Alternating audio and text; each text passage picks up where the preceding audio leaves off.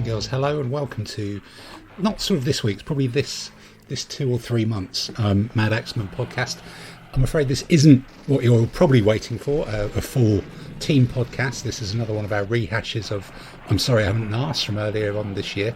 But the good news is that we do have a list pod in the works. We are actively discussing bringing back the full gang, and there might even be a guest appearance from me on someone else's podcast as well coming up fairly soon. So we're working on it, but in the meantime, sit back and enjoy the paint special, all about paint on I'm Sorry I Haven't Think You're an Arse. Coming up next on Madaxeman Radio, it's I'm Sorry I Think You're an Arse, the antidote to informed discussion shows. At the piano this week is Scott Joplin, and your chairman is Sir Humphrey Humphreyson. Hello and welcome everybody to this week's edition of I'm Sorry I Think You're an Arse. You join us this week from the Cosmos Concert Hall in Great Snoring, Fakenham in Norfolk. Located in the east of England, visitors can climb to the top of a nearby church spire, where they'll be greeted with a view encompassing 7 different counties. On a clear day, it's sometimes even possible to catch sight of Norwich off in the distance, despite the many prominent warning signs advising against this.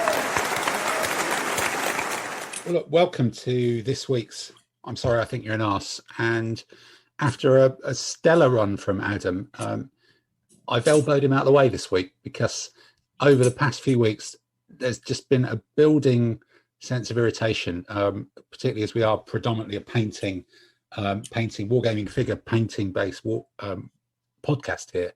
And it's just looking at the collections of paints and thinking about buying extra paints, the rest of it, has made me realise that it's just got completely out of bloody control, the whole world of wargaming paints, and it's just become a complete nonsense, and it needs to be stopped.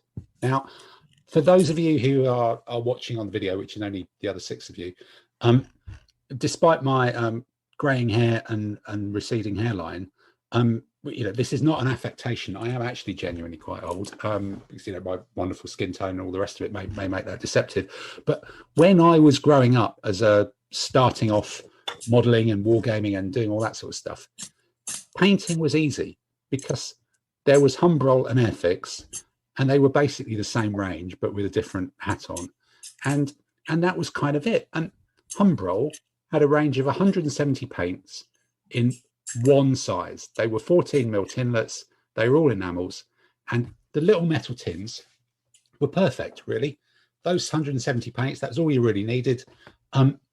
They all fitted together, you could stack them up. You didn't have to send off to the internet didn't exist. You just went to your local art shop. Now, the bloke behind the counter in the art shop had no idea why this stuff sold, but there was a steady stream of 12-year-old boys coming in, buying Airfix kits at the shop next door, then going into the art shop and buying Humbrol paints. And that kept the stand coming over, and they'd slide down, you'd lift one out, and they'd slide down the rack with a little clink. And it was just perfection, really. And, that rack that you still see with all of the Humbrol paints, I'm sure you'll remember it, every single one, they'd always have run out of matte black. They'd always have run out of that US tank colour. And they always had far too many pots of glossy pink. But other than that, and then there's always one paint that was in the wrong rack that you were always looking for, and sometimes you could find.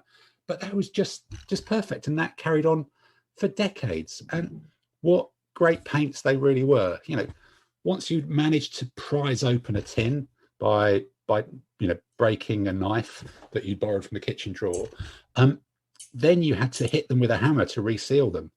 But when they were resealed, the bastards stayed sealed, didn't they? There was none of this kind of drying out or whatever. They just stayed sealed. They've recovered pots of Humbrol paint from ancient Roman wrecks in the Mediterranean, and they've been opened up, and voila, they can still be used to this day to paint the upper only colour, problem was to paint the upper paint, surfaces. if you got it all over your hands, you wouldn't be able to shift it for 2 weeks. What why was that a problem? It just taught you discipline, taught you painting discipline. So and the way you used them was cost me a sofa. Well, many things that handy, but that's another part for our other podcast. But you stuck kind of something in them, and you really stirred them up. And basically, when you couldn't see the watery, gloopy stuff anymore, and it was just one color, you knew they were pretty much ready to go, and then you'd still dip into the bottom of the bit to get the proper paint. And so you knew when they were ready. They lasted forever. They were fantastic, and they kind of, most of them never ever ran out, because you were never using that much of it, apart from those 3 colors that always ran out. And even if you did run out, you know, you could use them as slingshot bullets in reenactment. So it was all fantastic. But nowadays, the world of Tinlet, the perfect paint carrying, you know, device, is completely gone. And you've got bottles, dropper bottles, coat to arms bottles, someone else's bottles. You've got sprays, you've got airbrush sprays, you've got the GW bloody plastic nonsense pot with the spring back death trap, I will flick paint on your shirt and over your shoulder into the room thing. But who on earth designed that? That is designed basically to fall over, so that, you know, people sell things to hold those paints and stop them falling over. And you're going, why are they not even making them in a way which can not be designed to fall over? And then squeezy little bottles with kind of comedy toy nipples on the top of them. What the hell is that all about? How do you tell if they're empty? You know, and what is the point of paint pots that look exactly the same from the top? So when you're looking at them all in a row, they're just a row of white lids. And what's the point? Why don't they have the bloody colours on the top, like the good old Humbrol days? Because that was a very simple system that worked. It worked perfectly. There was nothing wrong with it. And no, so now we've all got this mad collection of different bottles and different paints. Do they fit on the same shelf? No. Can you stack them up? No. Utter nonsense. Back in the day, which I think we should really, you know, all be looking to return to, it was just one pot of Humbrol, and Humbrol was it, and that was it. Now, today, if you go on the internet and type in War Games paint, you've got new Citadel, old Citadel, Vallejo game color, Vallejo model color, Vallejo model air, Vallejo mecha color, Vallejo Panzer races, Vallejo the shifters. And I'm doing an inverted commas with my fingers for that. The shifters. What the fuck is the shifters? It's a brand of paint. You've got army paint. Banned in the 70s. Battlefront, Instar, Rackham, Reaper, Privateer, Scale 75, Scale color, MiG, Plastic Colger, Tamiya, Formula 3, Formula P3, just Model Mates. Model Mates. What a stupid name. If you've got all of these bloody paints, there's no room in your house for your mates to come around if you bought all this shite. And that's just the paints. And then you get all these brands have got pigments, washes, primers, contrast paints, dry brush paints. People make dry brush paints. Isn't that like paints that you dry out the brush? That's just kind of what dry brushing is. Layer paints, ink intensity. There's ink intensity. I think that's another posh bollocks word for a wash. Technical paints, and that's a bollocks word for, that'll be another £2.50, please, you mug. There's just, it's just utter nonsense. And but with all these different paints, it's not like anybody's invented any more bloody colours, is it? Most of us wargamers, we rarely glimpse daylight. Peter, you know, you've only been out of the house once since Christmas, and we're all jealous because that's really pushing the envelope. And so what are these things in daylight? We've not got a clue. Back in the day, the Humbrol range had flesh, and that was flesh. Bronze green was the colour that all tanks were painted. There was a colour for wood that you painted all wood for. And then they had basic names like gloss red and matte olive green and light aircraft grey. So if you wanted to paint an aircraft light grey, you walked into your art shop and said, can I have some light aircraft grey, please? And they went, here's your light aircraft grey. Your aircraft will now be light grey. Bosh. That was it. The wildest, craziest thing Humbrol ever did, and I'm sure somebody in their marketing department just got sacked for this, was midnight blue. That was as racy as it ever got. I liked midnight blue. What a colour. What a great colour. And we all know it as well. We all know what that was. And we can all go, oh, Humbrol midnight blue. Yeah, that was a good one. Even nearly 30 years from now, you know, from when this happened, it's all there. But but now, not only are all these different ranges with the different bottles and the different droppers and the different consistencies, they're just creating more colours than there are in the spectrum and coming up with an arms race of who can create the most stupid and nonsense name for their paints. And I think, you know, I could do another 20 minutes on just that, but I thought this is the time we need to introduce a segment. We need to introduce a game, and I've got a game that I'm going to ask. Let's have a look around. So, Tamsin, you are the expert, so you are the person who needs to be playing this. Peter, you only understand the concept of gold paint, so I think you as well. Brilliant. And then Adam, It's all metallic. Join in because it's a shame to miss you out of this ranty section as well. So I think what we're going to do now is I'm going to take you through a quick game of paint pot or piss right off.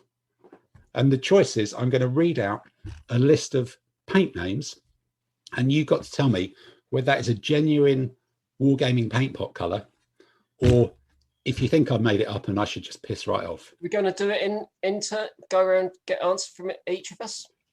What I'm going to do is I'm going to read out, we've got 12 names, and I'm going to go to each of you in turn, Tamsin, Peter, Adam, and I want to hear you either that's a paint pot or piss right off.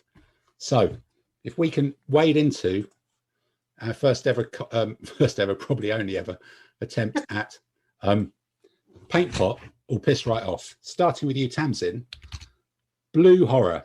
Is that a paint pot or is that piss right off? I think that is a paint pot. Pete?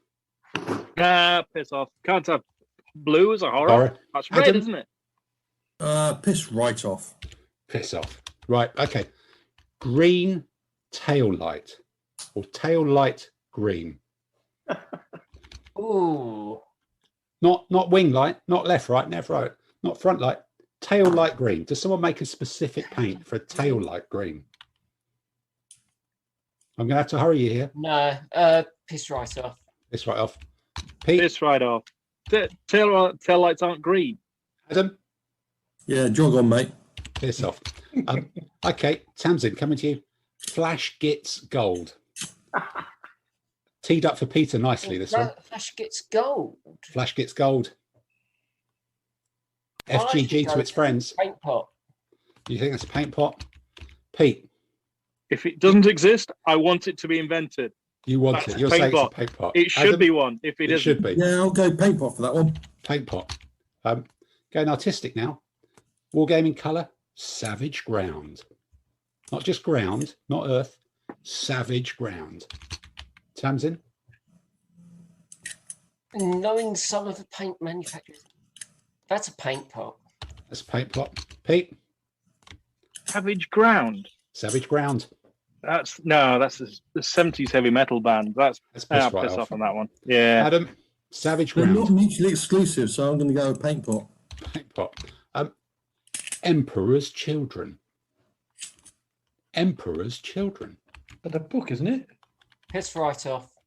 That's a Chinese restaurant down in Soho, isn't it? That sounds like fun. Emperor's Children. That sounds like it would be one of the select Warhammer ones. Yeah, that's a paint pot. Adam? Piss off, mate. Piss off, mate. Okay, then Tamsin, next one. German tank crew Feldgrau, open brackets, number 2, close brackets. Hold on a moment. I think I may have it. We got an interruption from the crowd. I'm just going through my German field greys. Hold on. I know what range it is. Paint pot. Paint pot. Pete? Well, I think after Dave's interjection, I think that's a paint pot then. Adam? Tamsin seems confident, and with Dave going, I'm just going through my German feld grades. How many blood? Yeah, I'll go with paint pot. Paint pot. Yeah. Okay, then. Next one, then, Tamsin. This is pulling up a theme from previous week's main reckless. How about Cheeky Tug Purple? Is that a paint pot or piss right off? Piss right off. Piss off. Pete? Cheeky Name Tug sounds Purple? too long. That's a piss off. Adam? Yeah, on your point, mate. On your bike. Okay, then. Next one. German winter tank crew uniform, white. Paint pot. Paint pot. I've got it. Oh, yeah, in that case, then I'll go with... Okay, got it. Number 9, we're getting towards the end then. Mole's breath. Mole's breath. The breath of the mole. Ooh. I'll go paint pots. Paint pot, mole's breath. Even if it is real, it's got to piss right off. Piss right off. Adam? piss right off. Piss right off. Tank periscope colour. Tank periscope. Ideal in 6mm or 10mm. Paint pot. No, that's one step too far. Piss off on that. Adam? Yeah, I'll play the nope card. And then Piss off. ultramarine ashes. Ultramarine ashes. Ultramarine ashes. Piss off. Yeah, Pete? no, piss off on that. Adam? Yeah, piss off. And then finally, administrative building beige. Isn't that what you would call it? That's Administrative That's a building government beige. paint. yeah. You're saying it's a paint pot.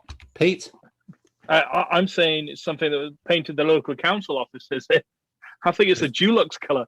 You say it's not wargaming. And then Adam? Right off.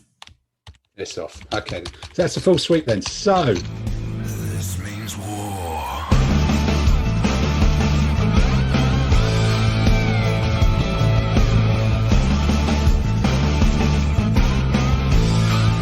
This means war. if is somebody able to record, I'll have a quick review here and we can record the scores. So for the first one, Blue Horror, Tamsin scores 1. That is a paint. It's a Games Workshop paint called Blue Horror. The other 2 get none. So Tamsin's on 1 so far. Green Tail Light, we had a full suite of Piss Right Off, but unfortunately, it's a Vallejo Panzer Colours special for Green Tail Light. So that's a victory for the boy Porter. Flash Gets Gold. Everybody said that was a paint pot. Unfortunately, Flash Gets Yellow is the colour. Oh, But, you've been doing research. That's almost cheating. Well, you do sort of have to have the answers for this one. But I don't think the metallics range has been released yet. So that's another sweep for me. Tamsin's still in the lead with 1. Savage Ground. So we had Adam and Tamsin saying this was a paint pot and Pete saying Piss Right Off. And Pete is right because Savage Ground is a paint colour, but it's a Pharaoh and Ball colour for posh houses. It's not a wargaming colour. So so Pete's on 1 as well then now. You did not specify that it had to be. I did at the end. I did at the beginning. You had to listen. You got to read the questions carefully. And you didn't know about Pharaoh and Ball, did you? Honestly, none of us I've do. painted my porch that colour. That's why I thought it was. I prefer Fired Earth myself. Yes, indeed. Emperor's Children. We had 2 piss offs in the paint pot, and Pete was on the paint pot thing. And Pete is right. It's a Games Workshop colour. 210. So 210. German Tank Feldground number 2, a full sweep, and Dave gets a bonus point for having it in his hand. So everybody gets a point for that one. Dave's not playing, and he's still on equal points to me. Yes, that's the way it works. Kind of explains a lot. It does. Cheeky Tug Purple, a full suite of Piss Right Off. Quite right. Everybody gets a point there. Winter Tank Crew uniform white, sorry. Yeah, it's got to be true. Technically, you probably should paint it in a kind of really, cream ivory, but yes, it is a Vallejo Panzer Aces colour. Everybody gets a point there. Mole's Breath. Tamsin had a paint pot. The other 2 had Piss Right Off. It's another Pharaoh and Ball special that are sneak in there. So if you want to paint your house in Mole's Breath, you can. Not quite sure which room you would paint in Mole's Breath, but you can't paint any small scale figures with it.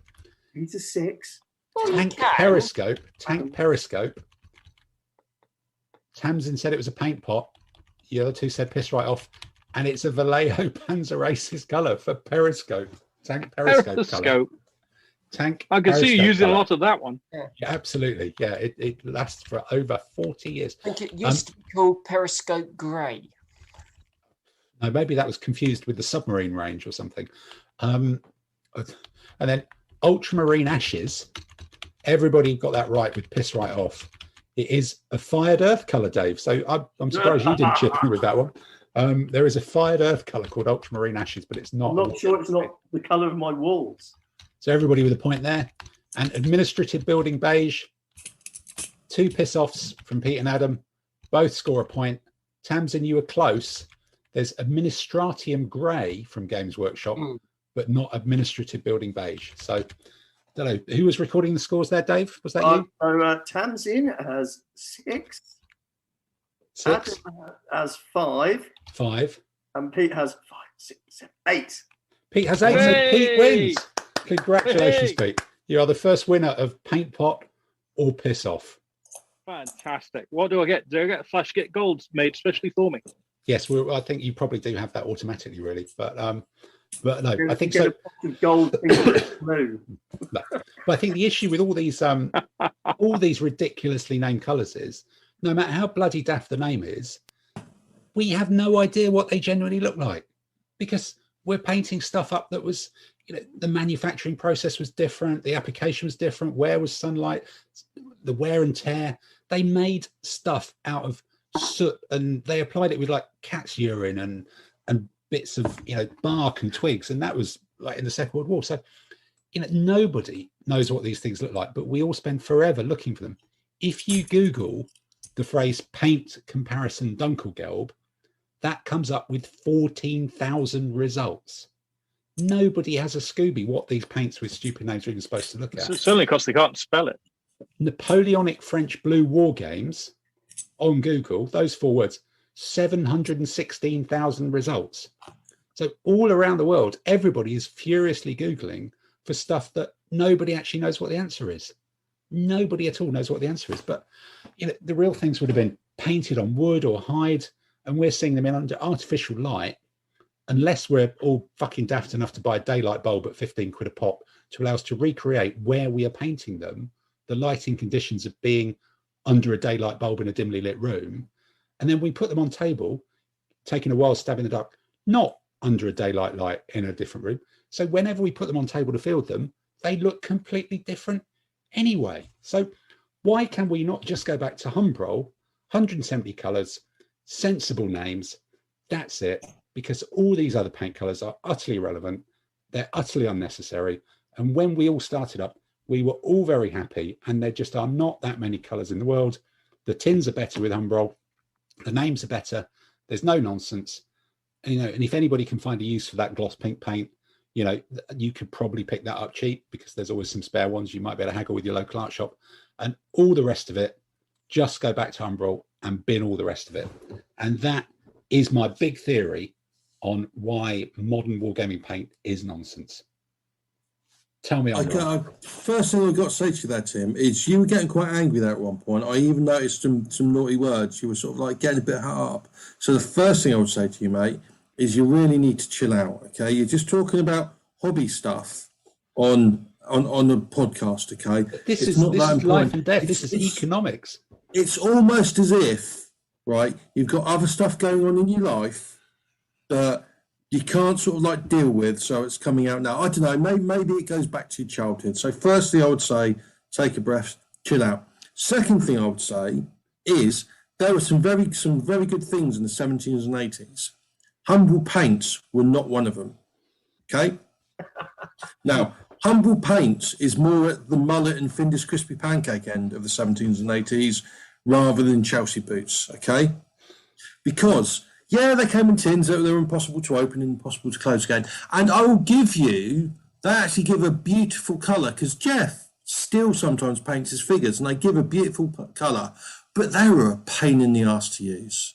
I mean, really, they destroyed brushes. They were just a pain. So that's all a bit rubbish. And modern paint colours, it's like, yeah, they got funky names. It's like, but we don't know what the shade is and we don't know what the colour is. Here's a tip, Tim. What you do is this. It's like when you're buying paints, what you do is you pick the bottle up and you look at the paint inside the clear plastic bottle and you go, oh, that's what shade it is. Okay? So you can see the paint when you buy it now. Now's not perfect. I completely agree with Games Workshop pots. I mean, what the fuck goes on with them? I've no idea why they thought that was a good idea. But overall, what you're complaining about is things used to be crap, but we didn't get a choice, so we all put up with it. Whereas now, there's some good stuff and bad stuff, and we've got to like choose what we want. So overall, I think the sort of like being able to choose the good stuff is a good idea. And the only other thing I would say is, you used to go to an art shop to buy a Humbrol paint. Oh, la-di-da, where did you grow up? Lincoln or somewhere? It's like somewhere without a model shop. That's where it was. Yeah, somewhere with an art shop. Whereas now, what you do is you go to the local war game store and you buy your paints. So overall, that's better than buying crap paints in an art store. And Ted, you're missing the whole point. how and what would half of people talk about when you go to the competition if they're not saying about, well, which shade blue did you paint your French Napoleonics in? I mean, it's like an opening chat-up line when they come to look at the army. Oh, what shade is that? Where's that one from? You know, you're missing the whole sort of like opening segment that makes all these introverts easier to talk to because they've got a nice, easy Pete, opening no, but I line. think, Pete, you've got to, you know, I would toss that back on its head. It's saying, surely when you're talking to other wargamers, the first thing in your head is, how do I shut this conversation down and get out of it as quickly as possible? And then you're saying the idea that there's a ready way to make that conversation go on for much longer that's an anathema to all of us if we think about it, surely. But that's why people want all the variety of paints, so they can argue about whether those Polish Lancers were in that sort of green or the red or this sort of shade of it, and why have you taken the darker red when they were actually a lighter red? And I noticed the epaulets are a slightly different blue than they should be. I've been waiting 3 months for my deck white. I ordered it in January. Deck white. I actually phoned up Government Games in Manchester and said, look, I know you're really nice guys. I love you. I've bought stuff from you before. But when the hell, and the guy said, yeah, it's on order and it comes in dribs and drabs, but they're just, none of these paints are getting through. But the other thing I was going to say is all these colours are designed for war gamers at shows to stand there absent-mindedly looking at the Vallejo paint drippers when they can't think of what the fuck else to buy. And they just stand there looking at these things and, you know, comparing all the different yellows and all that. Actually, that is the thing as well. So yellows, there are a large number of yellows, all of which you end up buying every single one of them in the hunt for a yellow that actually gives coverage. But they're all the same one. None that of doesn't them give do. coverage at all. Whereas That's why I use gold. Humbrol yellow is just cover because it was Humbrol yellow and that was it. Yeah, That's there is because a it was problem with oil-based. Humbrol, which is that it's enamel paint and that it smells, and it also, if you spill it on something, you can't get it off, and you have to wait for it to dry before painting something else. So it's, I prefer to use acrylics. It's much easier in a flat where. So actually, what was your broken sofa story? Does this relate to your preference here at all?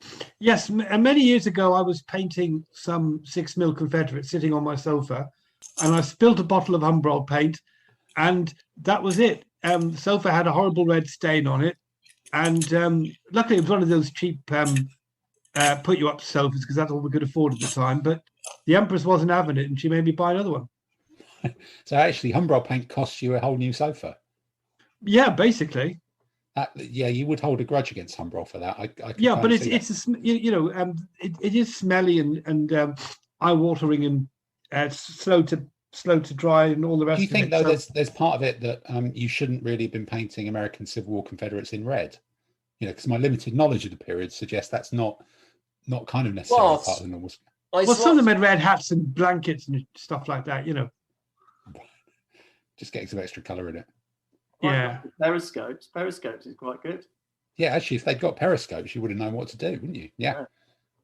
Yeah, no, I don't think there's much call for periscopes on 6mm Confederates. I going back to sort of a rant bit. I've names of the paint. I blame Games Workshop. That's a generic catch-all, though, isn't it? Great Yeah. for weird names like that, and then they've been copied by Army Painter, well, Vallejo Game Color, various other ranges. And But do you feel some sort of inner sense of shame about buying some of these ridiculous names? Is there just that embarrassment factor about going and go, I'd like a pot of Achihelian bogey beige or something? That doesn't bother me I don't more buy than those. the 8 shades of I buy white. Vallejo model color, which is sensible names. Right. Tim, I feel an inner sense of shame for painting toy soldiers at all. Yes, that could, yeah. Well, I suppose so. It's all matters of degree, though, isn't it, really? Everything's a matter of degree and how ridiculous it could be. I saw a name of a paint called Scrofulous Brown, and I thought that was the name of a character in the Harry Potter movies. I think there's a whole range of Harry Potter character paints that that Vallejo are bringing out. That could be it. mind you, it's not a paint, it's a wash. The secret weapon washes range. That's another manufacturer I've missed. Originally created by Les Burley. There's one. Most of them similar. Absolutely normal names like concrete, dark concrete, weapon wash, or armor wash, or things like that. Les Burley. And there's one in the range called baby poop. Sort of a greenish, yellowish brown. It does what it says on the tin. Yeah. Has it got the smell with it as well? No. I've just found Crystal Periscope Green. There's Bristol Periscope. Crystal Periscope Green. Right. Is that in your own collection there, Dave, or have you just found that on the interweb? I found it online. Right. Some Okay, German, there's these MIG people I've never even heard of. Okay. Well, look, let's wrap this up and say my theory is it's just out of control. The explosion of pots, the names, the different brands, all the rest of it. We just don't need it. We were much better back off in the 70s.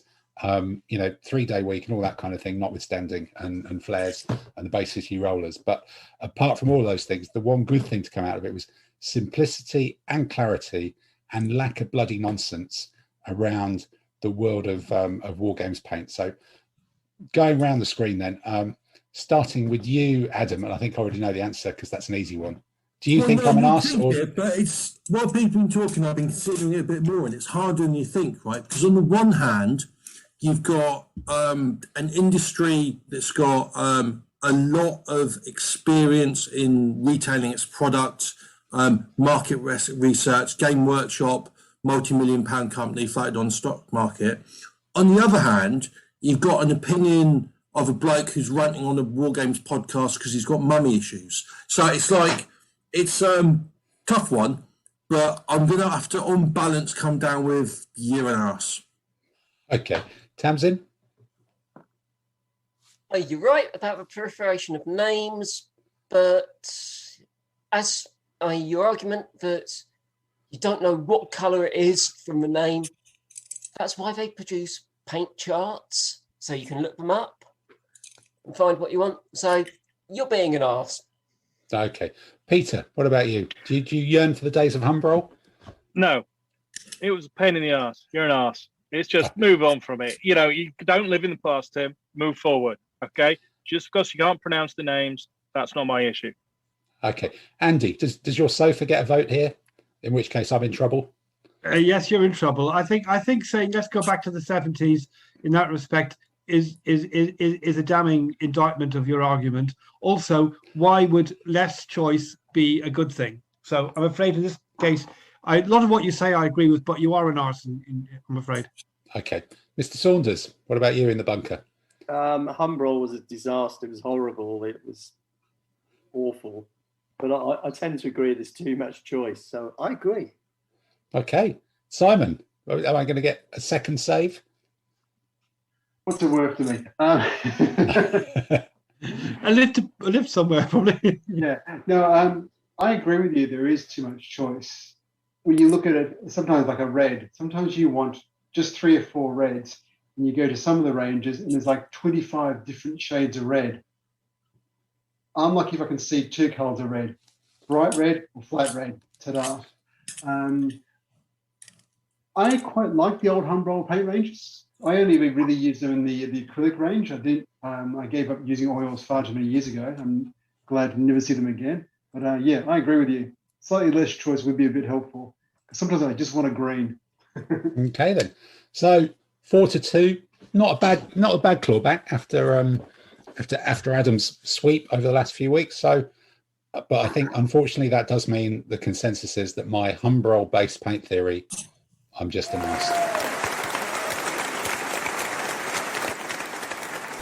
Well, as the 88 round of Destiny hits the Sherman tank of time, that means time's up for us on this week's episode of I'm Sorry, I Think You're an Arse. We'll be back next week.